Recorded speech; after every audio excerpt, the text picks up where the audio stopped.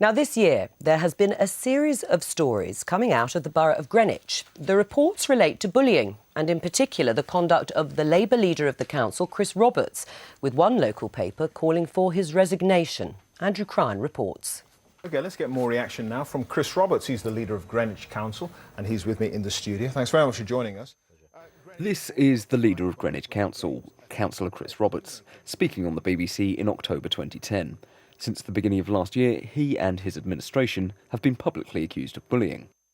In March and again in October, councillors from his party announced that they are stepping down, both citing bullying as one of the reasons. At the time, the Labour chief whip on the council said that he was not aware of any descriptions of a bullying culture. Also in October, this voicemail message left by Chris Roberts on another councillor's voicemail appeared in the local paper. Get under your thick skull, John. We are not deferring decisions. Get that through your thick skull, John. Councillor Roberts apologised the same day and has since written apologising again, followed by a further apology in a face-to-face meeting. But it's not the only time Chris Roberts has said sorry for this type of thing. Sunday Politics obtained a copy of this letter, written by Mr Roberts to an 86-year-old member of the local Labour Party in February 2012. Dear George, I'm writing to apologise for reacting in the manner I did at the ward meeting this week and for the language used, which was inappropriate. I appreciate that while I was extremely angry, this does not excuse the language I used. Back in October, we asked the council for details of any complaints made against Chris Roberts in the last decade. They came back with only two. The first was the voicemail message you heard about earlier in this report. The second, a complaint from a councillor, which was never upheld. But Sunday Politics has discovered that there have been other complaints. This is Barbara Clark. She worked as a cleaner in Greenwich Council, during which time she entered a complaint about Chris Roberts. She died last year. Her son, who has never spoken publicly before, says she told him her version of what happened. Mum accidentally opened the door on him, not realising that someone was there. He woke up with a tantrum, started shouting at her. Then Mum was all apologetic and said, basically, I didn't realise anybody was here. I didn't expect anyone to be here.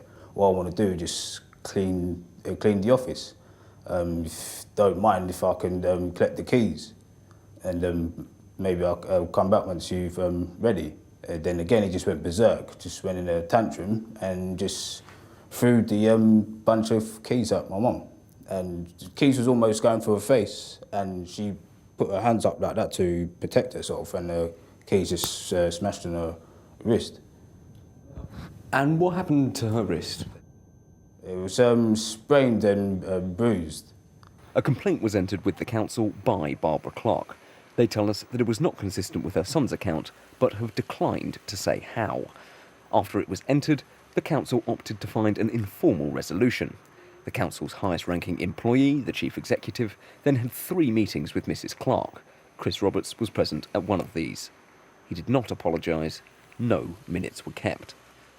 The council say that during this series of meetings, Mrs Clark changed her version of events, saying that she had left her keys in Chris Roberts' office. He returned the keys to her by tossing them over the balcony for her to catch. She caught the keys and Mr Roberts returned to his office, after which she overbalanced. The complaint was then withdrawn. Mrs Clark's son's version of events is different. She was upset and stressed and just felt that nobody was listening to her. She did put in a complaint a few times about him. Seems like, or to me, seems like they brushed everything under the carpet and just forgot about it. We asked Chris Roberts to appear on the programme. He declined, but gave us the following statement. The incidents are either several years old or are the subject of ongoing internal inquiries within the machinery of the Labour Party. I am bound by principles of confidentiality. Where the language I have used has been inappropriate, I have apologised to those concerned. However, I categorically reject the statement made by Mr Clark, which does not accord with the version of events related to me by his mother. Now, I realise neither of you want to comment on the details of the allegations being made against Chris Roberts, but Sadiq, if new allegations emerge, is this something that the London Labour Party should look into and investigate? No, I mean, allegations of bullying are very serious, and I think if people have allegations to make, they should be made. If they are made, they'll be investigated. There is no place in politics or any other form of life for bullying. And if there are allegations, please, somebody watching this, please make them to the Labour Party and we'll look into them. The thing is, Nick, is part of this just the rough and tumble of politics, that there is a line, and it's difficult to judge where that line should be between robust challenges and bullying? Well, if I listen to anecdotes, I think it used to be part of it. I mean, I have never witnessed or seen bullying that goes anywhere, or bullying period, or anything remotely like what's been alleged here in Westminster. Having said that, if you like, Westminster's are very much in the public eye, and it would not be unimaginable that councils that are often under the radar, that some of this may go on elsewhere and go on in other places, and it is unacceptable behaviour, and I think it should be brought to light if and when it does happen. Do you think that's true, that councils, to some extent, don't have a light shone on them in quite the same way when it comes to the behaviour of public officials?